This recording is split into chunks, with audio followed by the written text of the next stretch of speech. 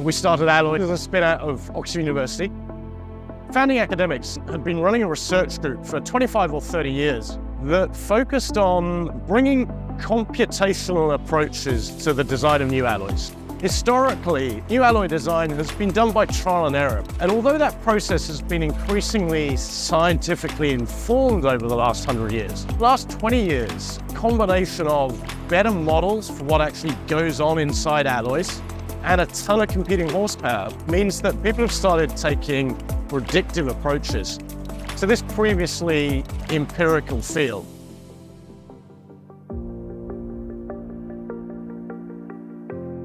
So the jewelers that we spoke to had a lot of complaints about the existing platinum alloys that they tend to use. Jewelers always needed to kind of pick their poison, either suffer casting porosity or an alloy that's too soft. So what we wanted to do was design an alloy that is really balanced. So we identified that we needed to develop something that's hard, that has no casting defects, that fills the mold really well. And once we've built this good fundamental understanding, we can then encapsulate it in computational models. And once that's been done, we take the models and we build them into our ABD platform.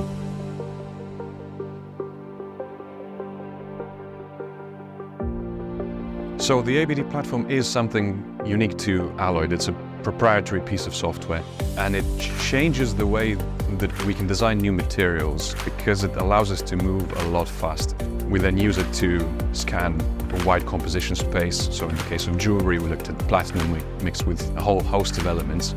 We looked at probably 2 million alloys in total or so, and then picked the very best ones for testing.